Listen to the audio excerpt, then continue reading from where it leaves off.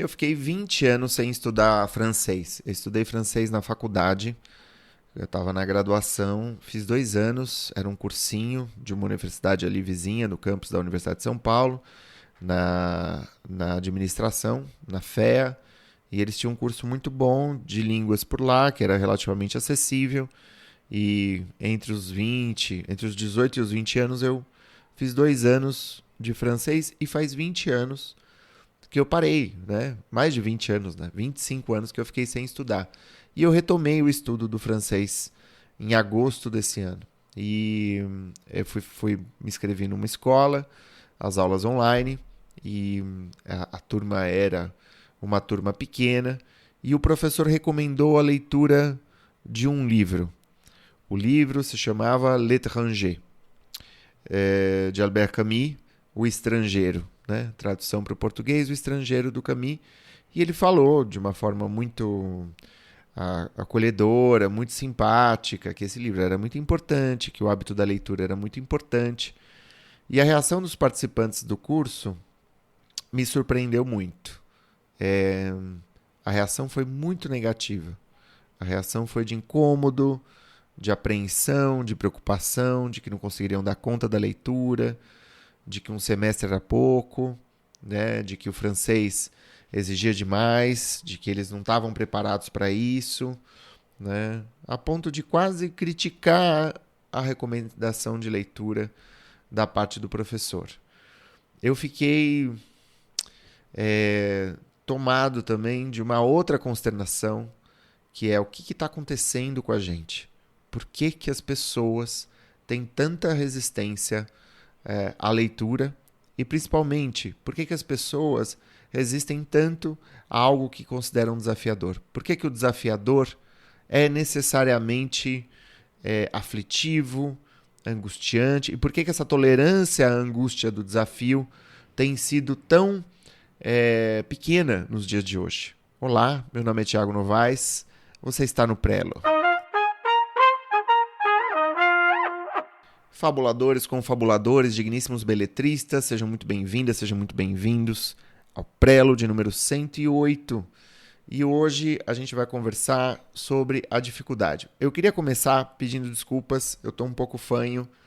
Esse fim de ano tem sido repleto de confraternizações, às vezes a gente se entusiasma e eu acho que eu peguei um resfriado, espero me recuperar prontamente, mas eu tinha que conversar com vocês essa semana, então já peço desculpas de antemão.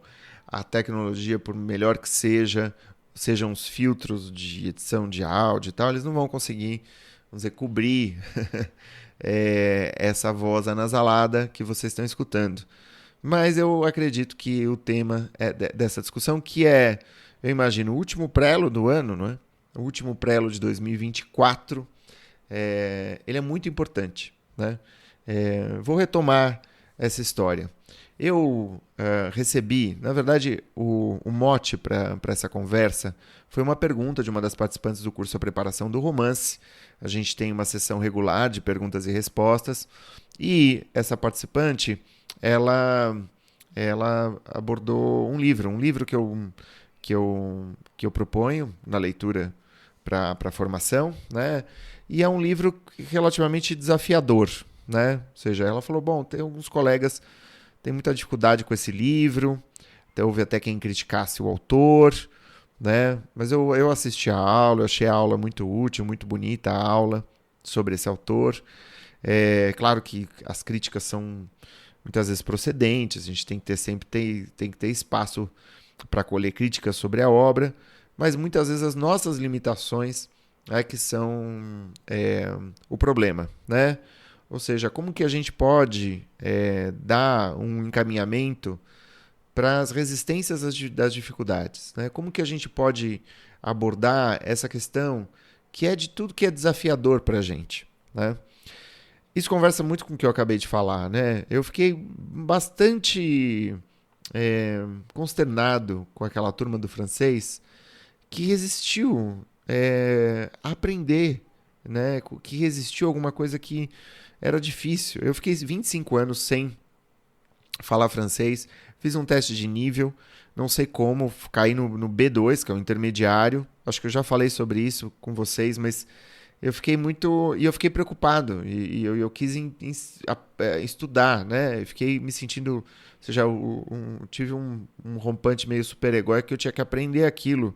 Eu tinha que me equilibrar com a turma. Eu me sentia atrasado, né? Em alguns momentos eu pensava, não, eu não quero estar nesse nível. Eu quero que me rebaixem de nível para que eu tenha tempo de sobra para aprender a língua sem pressa e sem angústia.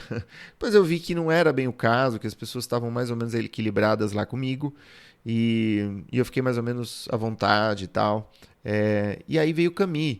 É muito interessante porque esse livro do Camus, O Estrangeiro, em francês, foi o único livro que eu comprei. Ah, não foi o único, mas eu comprei 3 livros. Esse foi um dos 3 livros e o único em francês que eu trouxe da minha lua de mel de julho. E foi justamente esse livro que o professor tinha indicado. E eles tinham. E quando eu estudei a coisa de 25 anos, no nível B1 sugeria a leitura do Estrangeiro, do Camus.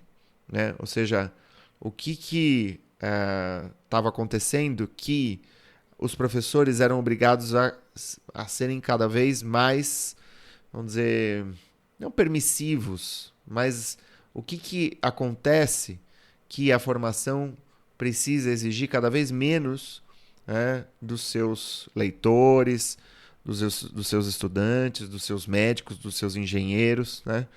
E aí a gente vai para um outro dado, saiu numa revista muito boa norte-americana chamada The Atlantic, né? Uma edição de outubro de 2024, uma matéria de Rose Horowitz,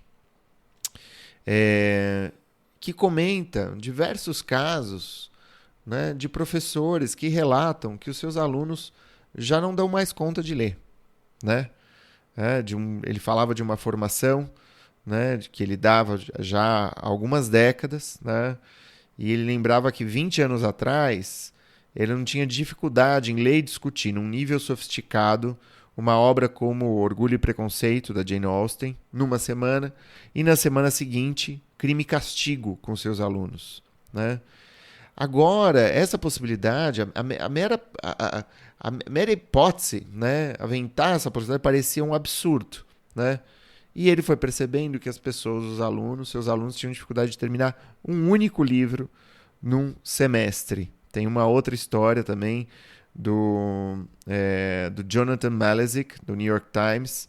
Em 2011, ele indicava 9 livros por semestre para os seus alunos. 13 anos depois, ele indicava 9 livros, pareciam também uma calamidade para eles, né? Ele não conseguia exigir a leitura completa de um único livro, ou seja, a coisa repete a história da minha turma de francês, que, gente, assim, cá entre nós, não eram pessoas instruídas, né? Uma das minhas colegas que inclusive foi uma das mais resistentes, era uma médica, o outro era um professor de física e tal, e todo mundo, ou seja, essa ideia da resistência foi mais ou menos generalizada, né? E eu fiquei mudo ali, não falei nada, não critiquei, porque eu, sei lá, a minha postura é querer entender o fenômeno, né? Porque certamente se trata de um fenômeno generalizado. Eu recentemente conversei também com um colega da faculdade de psicologia, eu fiz psicologia na USP, e é um dos poucos colegas com os quais eu ainda converso, assim, com bastante frequência, e ele estava comentando, né? Ele teve na universidade, e ele falou com alguns dos professores, e os professores estavam, assim, apreensivos, justamente com essa ideia de que as pessoas não estavam lendo, né? Eu lembro que na época da faculdade, eu entrei em 97 na faculdade, e eu tinha que viajar para assistir a aula, né? A faculdade era tempo integral, 5 anos de formação, e eu morava num bairro que ficava de ônibus a 1h30, 2 horas, né, do campus da Universidade de São Paulo, cidade de São Paulo que é enorme, então era uma viagem, né?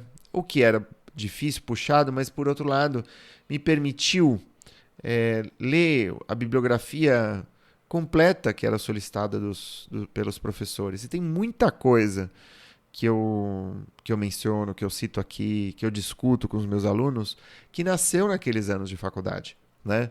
Algo que era um xerox, né, de um texto, de um capítulo, de um livro, né? E depois aquilo suscitou minha curiosidade, eu fui atrás do livro, reli o material, né? Levei isso para o meu mestrado, para o meu doutorado, e fui desenvolvendo isso, né? É claro que todos nós enfrentamos com as telas. Eu acho que não tem como não falar, não mencionar que as redes sociais estão comendo o nosso cérebro mesmo, né? Eles estão limitando nossa capacidade de concentração, nossa capacidade de compreensão, de interpretação de texto, estão minando o vocabulário das pessoas, estão afetando a compreensão de ironias, de ambiguidades, ou seja, tudo que tem a ver com o nosso trato com os outros, com a sutileza na comunicação, na transmissão, e que é absorvido pela literatura, ou seja, a literatura recorre a tudo isso, né, tem sido minado, né, pelas redes sociais, pelo uso das telas, ou seja, toda vez, quanto mais tempo a gente fica na tela, mais a gente está desaprendendo a escrever, mais a gente está desaprendendo a linguagem. Isso é um dado, né? É uma série de pesquisas de livros que estão saindo, a infância, a juventude está sendo prejudicada por isso. Embora esse não seja o tema central da nossa conversa, a gente já falou sobre isso em outros momentos, né? Mas é realmente desdobrar essa constatação. Recentemente também conversei com uma pessoa que tinha escutado a canção Mulheres de Atenas, de Chico Buarque. Não é tão recente esse exemplo, mas eu me lembrei disso, né, quando me preparava para essa nossa conversa. E ela estava indignada com essa música, com essa canção Mulheres de Atenas, né? Por quê? Porque ela não conseguia entender que aquilo que estava sendo dito era justamente o contrário, né, da mensagem literal. Ela estava interpretando literalmente a canção Mulheres de Atenas. Ora, a poesia é o campo da ambiguidade, é o campo da imagem, do símbolo, das inversões, da ironia e de tantas outras figuras de linguagem, outros recursos linguísticos. Não é à toa que poesia é o caroço da linguagem, ali você encontra tudo. E música é poesia, né? Ela não estava conseguindo ser capaz de compreender essa canção do Chico e usufruir dessa canção do Chico. Então ela considerava o artista como um sujeito bruto, como um cara bruto, né? Sendo que muitas vezes era justamente a própria compreensão da linguagem que estava embrutecida. E até mesmo dentro do campo progressista, das artes, das esquerdas, né? O que a gente tem visto é também uma ideia, vamos dizer, de que é possível, né, construir juízo crítico, construir consciência social sem os livros, sem uma noção de história que seja consistente, sem uma noção de geografia que seja consistente, sem alguma noção, alguma capacidade de raciocinar, de lucubrar, né, sem a possibilidade de interpretar texto, né. O que a gente tem visto é muitas vezes uma espécie de domínio do midiático, né, do audiovisual, né, daquilo que é publicitário, né, da reação imediata. Ou seja, como se a gente tivesse que apenas operar dentro do registro que as redes sociais propõem. Né? Como se a gente não pudesse. É como se o resto não bastasse. É como se o algoritmo realmente tivesse vencido, né, e tivesse, vamos dizer, pautando as novas formas de subjetivação. Ou seja, o algoritmo, as redes sociais não estão só falando mais como que as pessoas, os jovens, têm que aparecer, né? O visual, as plásticas, as correções de nariz, de testa, né? Como que harmonizações faciais e todas essas coisas, como também uma subjetividade feita com base naqueles 3 primeiros segundos em que você precisa capturar o espectador num reel, num post, né, num TikTok, em todos esses mundos e universos que se multiplicam. Não importa tanto o nome, o que importa é um pouco as regras, né, que estão regidas por aí. Bom, a gente está falando de livros aqui. E a gente está falando da nossa... do que a gente pode fazer conosco, né? Eu acho que essa dificuldade tem sido constante, né? Quase todos nós temos sido absorvidos pelas redes sociais. Se a gente for olhar tempo de uso no nosso aparelho celular, a gente, em geral, vai nos surpreender, vai se surpreender com aquilo que a gente vê, né? Mais do que 20 minutos, é mais do que 30, tem sido mais para 2 horas, 3 horas, né? Como uma média do uso do brasileiro. O brasileiro, em média, usa 3 horas de celular por dia, né? Mas diante da dificuldade, quais as reações mais comuns que a gente costuma observar, né? Eu acho que a primeira reação, né, que seria uma reação mais salutar, mais saudável, seria tomar como um desafio. Tomar a dificuldade como um desafio, como um jogo, como uma aventura. Perceber que, ou seja, atinar para o fato de que o crescimento vai sempre requerer que você passe de um momento de confusão para um momento de esclarecimento, né? Essa é uma reação. A reação contrária é desgostar daquilo que foi proposto. Desgostar do Estrangeiro do Camus, desgostar de um livro do Faulkner porque é difícil, desgostar de um livro mais longo porque foi escrito no século XIX e aquilo já não diz imediatamente respeito à nossa vida, né? Porque é difícil, porque é desconhecido, é uma espécie de alergia a tudo que é estrangeiro, é uma espécie de xenofobia literária, né? Então, a gente aprendeu a considerar qualquer coisa desafiadora como uma afronta ao nosso amor próprio, ou como uma expressão de elitismo. É como se aquilo, por ser difícil, né, tivesse nos bloqueando a passagem, tivesse nos bloqueando a entrada, né? E aí se subentende que o que tem mais valor é aquilo que é sempre mais fácil, acessível, né? É a ideia de você nivelar por baixo tudo e o tempo todo, né?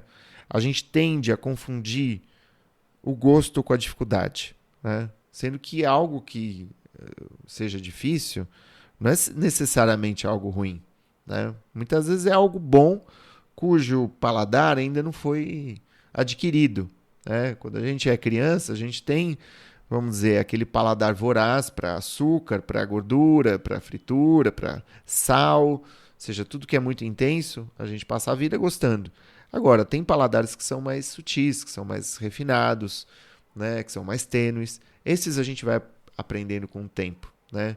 E isso tem a ver com o nosso conhecimento, isso tem a ver com uma observação da reação daquilo no nosso corpo e assim por diante.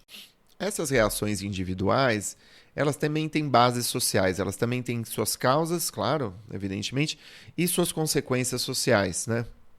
Eu acho que algumas das consequências sociais, né, dessa ojeriza ao desafio, né, uma delas é, dentro das artes, uma criação de uma cultura especulativa, de coisas que são ruins e herméticas mesmo, né? Ou seja, como se o inacessível fosse o campo das artes também, né?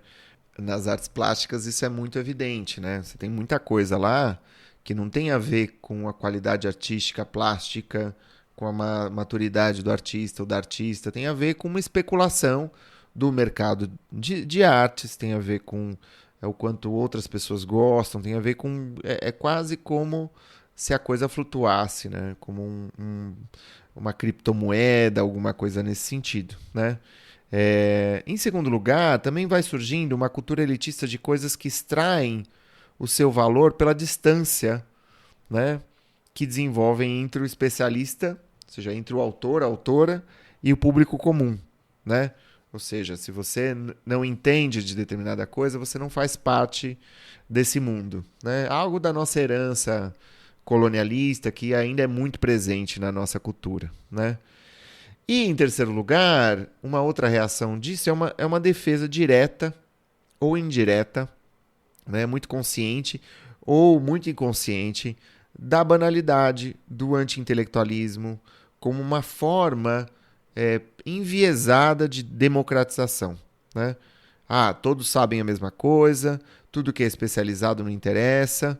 O que, gente, vamos combinar que é uma loucura, né? Porque dos edifícios aos computadores, do cinema à gastronomia, né? Tudo exige que algumas pessoas saibam mais do que outras em certas áreas, né? E ninguém vai saber tudo sobre tudo de todas as áreas. Não existe essa possibilidade. Então, esses gostos, né? Esses pendores pessoais, essas paixões pessoais, são importantes, são a base da sociedade. Então, você anular isso, ela é.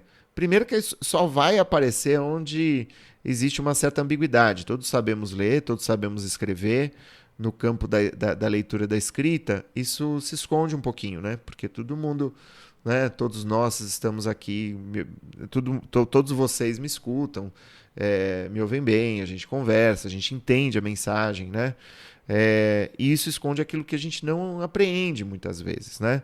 Agora, quando, vamos dizer, no caso do francês, né? Se eu não sei falar francês, não tem como eu fingir que eu sei, né? Porque eu não vou saber falar, as pessoas não vão me entender, eu vou embrulhar as palavras, eu vou me enrolar e eu vou ter que conviver com isso. Eu não vou poder fingir. Tudo isso para dizer que quando a gente tá num caminho, que é num caminho de maestria de alguma coisa, um caminho de aptidão, né? De desenvolver uma habilidade, esse caminho é um caminho muito gratificante. É um caminho muito transformador. É o caminho mais transformador que tem. É o que mais nos traz uma satisfação que justamente não é uma satisfação imediata, mas justamente por não ser imediata, ela é mais duradoura, ela é mais rica em muitos aspectos, não é? Existe uma curva de aprendizado. Existe uma curva de aprendizado, e essa curva de aprendizado, ela não é homogênea, ela não é uma escala ascendente sem obstáculos. Em geral, as pessoas tendem a ver uma curva de aprendizado como um ângulo de 45 graus, a curva subindo, subindo. E a gente sabe que não é bem por aí, né? Todo aprendizado, ele tem um crescimento e aí depois ele alcança um platô, né? Ou seja, um período longo, um estirão de tempo onde você se esforça e você não enxerga, vamos dizer, um progresso imediato, né? E você fica um tempo até que você tem uma nova ascensão. Uma ascensão muitas vezes até modesta. E depois um novo platô, onde você tem mais um tempo, né, de aparente imobilidade. Esses tempos de imobilidade são, de longe, os mais férteis no caminho do aprendizado, né? A gente precisa amar o platô. A gente precisa gostar do platô. A gente precisa poder ficar à vontade, né, com o platô. Saber que o platô é esperado, que o platô é um sinal de que você está no caminho certo, não é? E que não existe outra alternativa. Tem 3 grandes figuras, né? E todos nós já representamos, né, essas figuras dos 3 resistentes ao aprendizado, né? Eu vou abordar esses 3. Primeiro é a figura do Peter Pan, que todos nós conhecemos. É o sujeito que sempre começa qualquer atividade com muito entusiasmo, com muita empolgação. Ele, sabe, mergulha na coisa, ele se entrega, ele vai, ele conhece as pessoas, né? Ele conta para os familiares que ele começou a estudar francês, sei lá, né? Atividades complexas, né? E ele, vamos dizer, logo se desanima, né? Logo desanima porque vem um platô, né? Ele estava lá aprendendo tudo muito rapidamente e vem o primeiro obstáculo. Para ele, o obstáculo é um sinal. É um sinal mais forte do que as cartas, do que os astros, de que ele não é aquilo lá, não é para ele. Porque ele se sente mal, né? Ele fala, puxa vida, eu não imaginava, eu achei que essa relação de amor fosse ser sem ruídos, sem atritos, né? Sem nenhuma perturbação, né? Por que eu chamo esse sujeito de Peter Pan? Porque é um sujeito que ele quer sempre começar. Ele é apaixonado pelos começos. Ele é um Dom Juan, ele é um cara que ele quer a sedução, né? Ele não quer permanecer na coisa, ele não quer o aprendizado que vem depois, né? Ele quer aquele frisson inicial, né? Ele quer se preservar no momento de excitação. E vamos combinar que a gente não tem muito repertório simbólico dos platôs. O sujeito não conseguiu interpretar um platô, então a gente não tem repertório simbólico do platô, né? A gente meio que na publicidade, nas redes sociais. A gente meio que aprendeu a enxergar a vida, e muita gente aprendeu a enxergar a vida como uma espécie de clímax, seguido de clímax, seguido de clímax, seguido de um momento excitante, seguido de outro momento excitante, seguido de uma epifania, seguido de uma outra grande paixão. E a vida não é assim, né? A vida tem momentos de tédio. A gente tem que saber conviver com o tédio. O tédio é muito positivo, porque tédio é um momento de aprendizagem. Tédio é um momento que o Piaget chama, Piaget, que é um grande teórico do desenvolvimento da aprendizagem e do desenvolvimento humano, ele chama de acomodação. Tem dois movimentos, assimilação, acomodação. O que é? O que acontece? A gente assimila um dado novo, né? Sei lá, eu assimilo eu aprendo, vamos dizer, eu tenho uma aula sobre gramática. Só que para que eu possa incorporar os novos aprendizados da gramática francesa, eu vou ter que acomodar as coisas que eu sei. É como se dentro de mim se abrisse um espaço para que o novo pudesse entrar, né? Esse rearranjo, né, de causas e consequências, de associações livres, é isso que leva tempo. É isso que acontece quando a gente está no platô, em geral, não é? A gente está entendendo, a gente está observando aquilo, a gente está incorporando esses movimentos, né?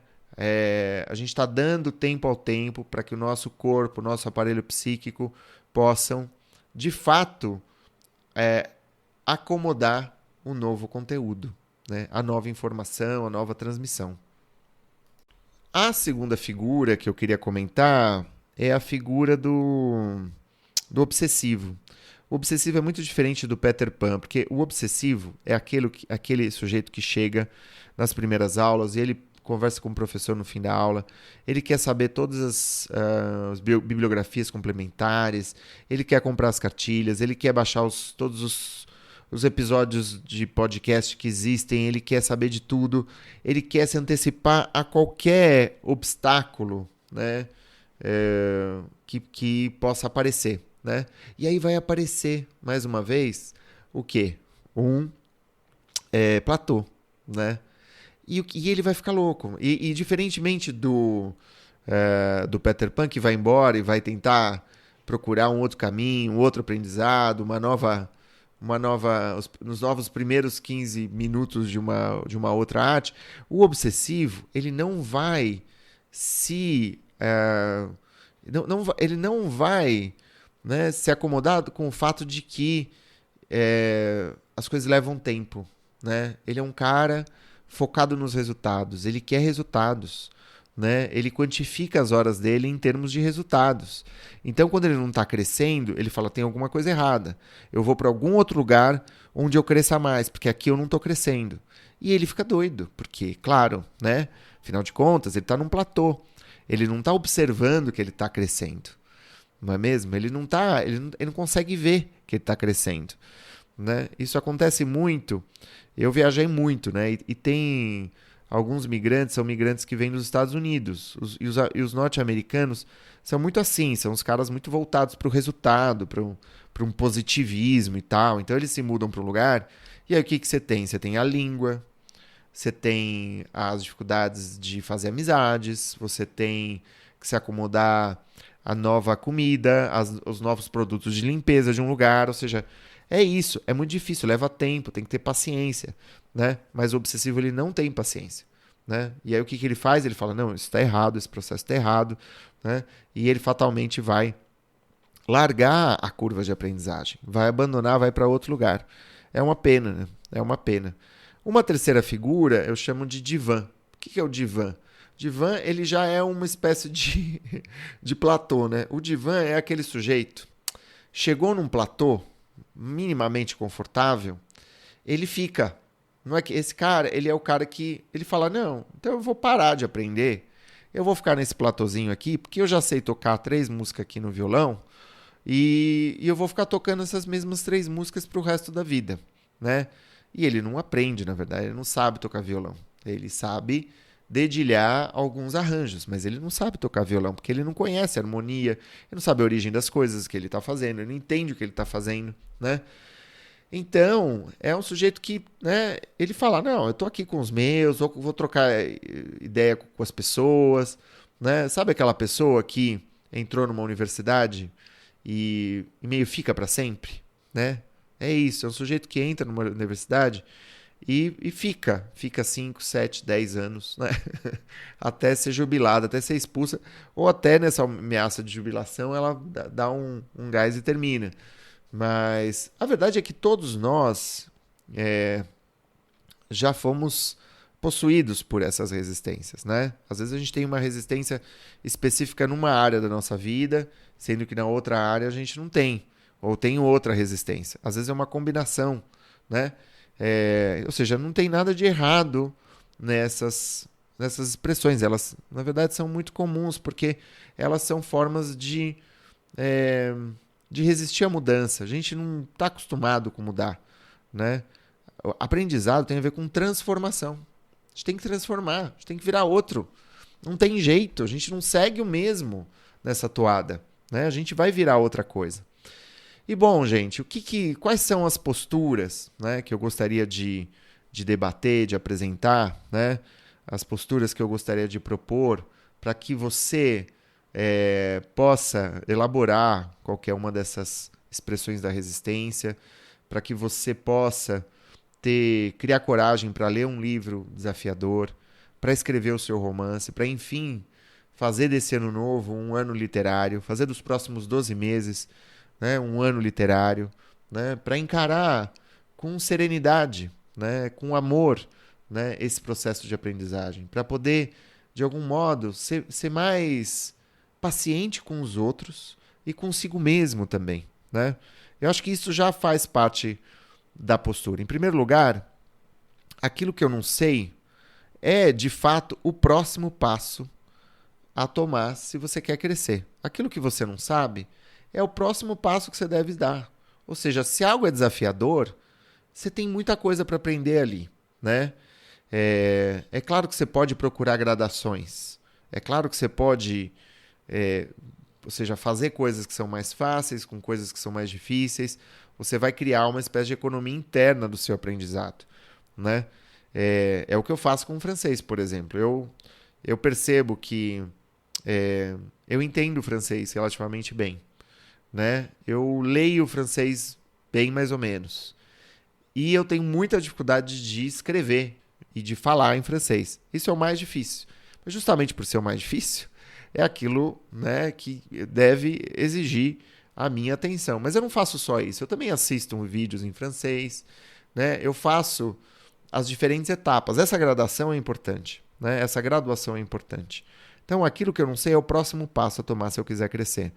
Eu me lembro da Tailândia, né? Eu escrevi o livro Os Amantes da Fronteira, depois de um período de mais ou menos de quase um ano que eu fiquei na Tailândia, onde eu fui correspondente freelancer, né? Escrevi o meu livro, estava traduzindo um outro livro, e a curva de aprendizado nesse lugar foi enorme, claro, porque eu não sabia nada daquilo, né?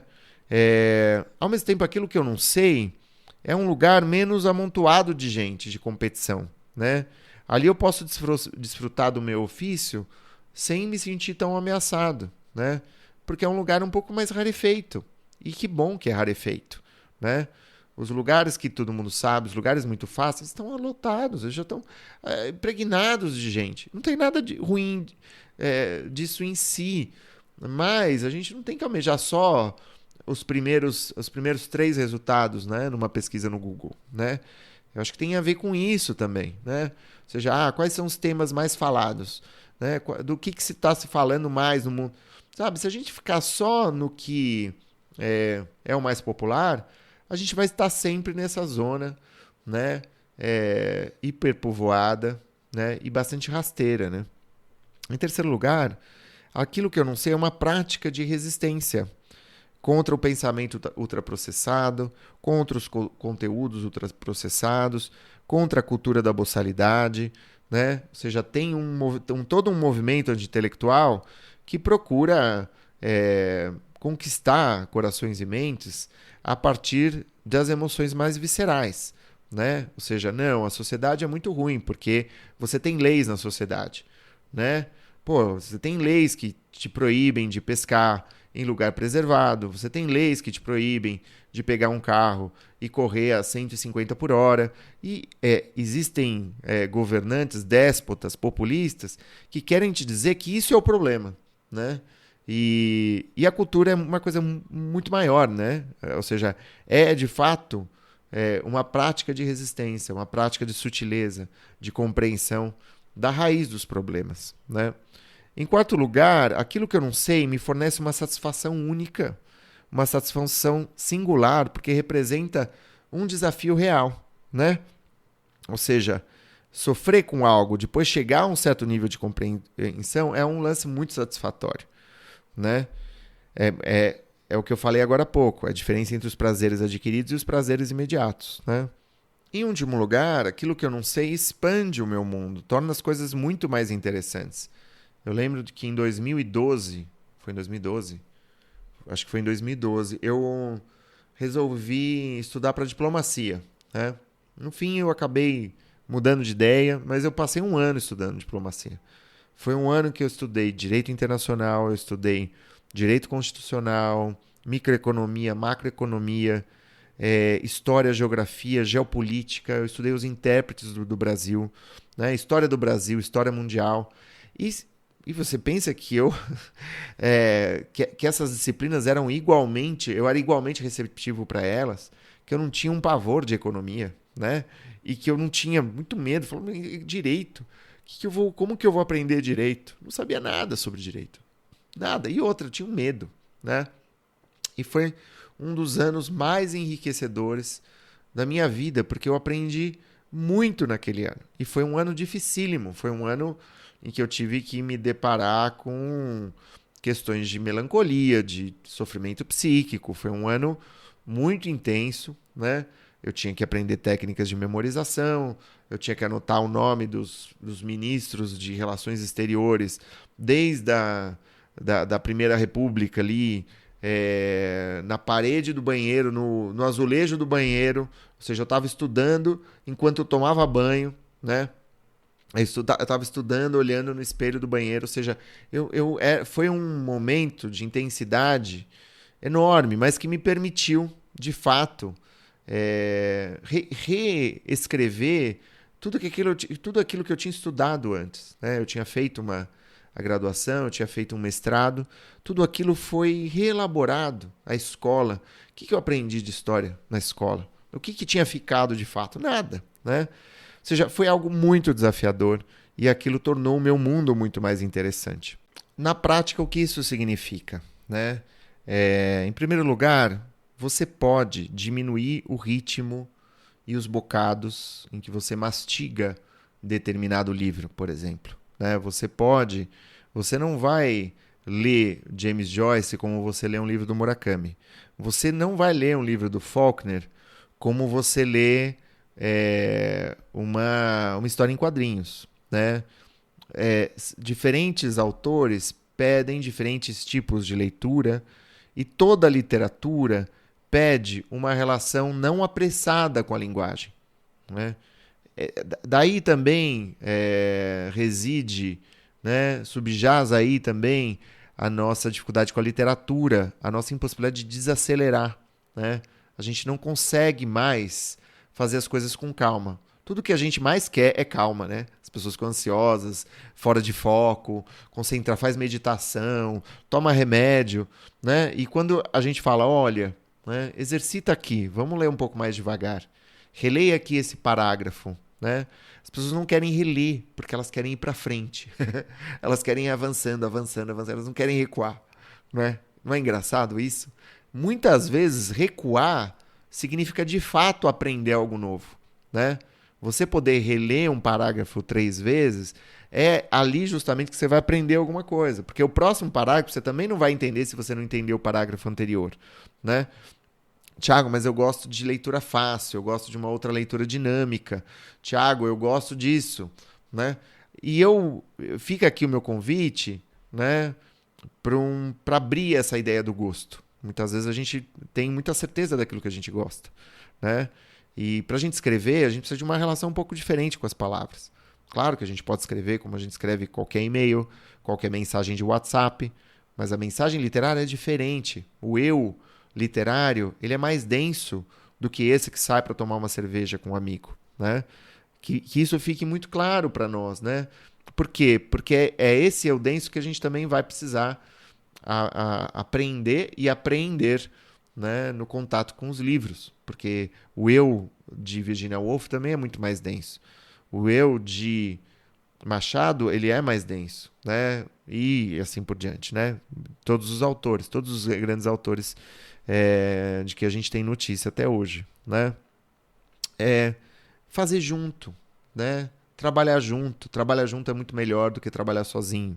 Intercalar esse momento de leitura solitária, de conviver com isso, com a possibilidade de você ter um encontro regular, né, com colegas, com outros escritores, com alguém que oriente essa leitura, né, que torne essa leitura, que apresente chaves de interpretação dessa leitura, que te ensine a ler de fato como uma escritora, como um escritor, né? Diminuir o ritmo, diminuir os bocados, buscar prazer em outras dimensões do ato, né?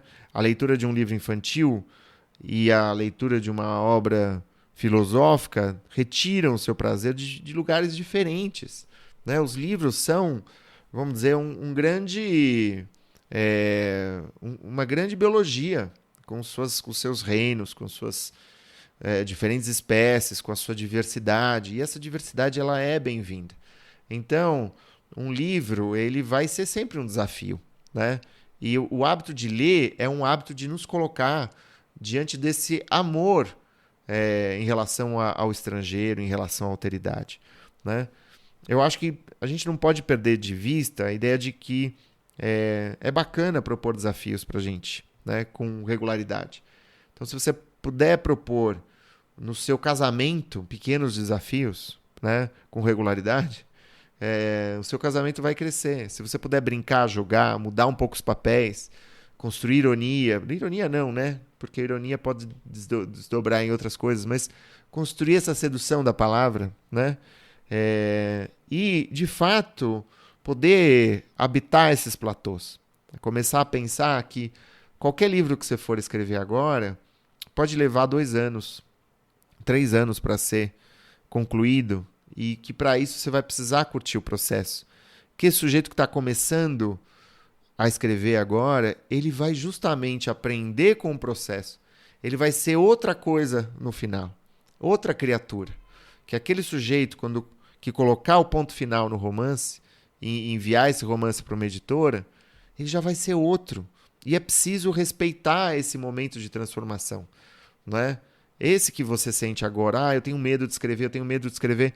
De fato, você tem medo de escrever porque você não está pronto. Você vai precisar escrever para estar pronto, né? Para escrever este livro. E o próximo livro vai exigir também mais um processo, mais uma elaboração e assim por diante. A gente vai chegando ao final do nosso prelo e eu queria dizer que eu publiquei uma inteligência insuficiente acho que foi o último episódio, né? Ou o penúltimo episódio.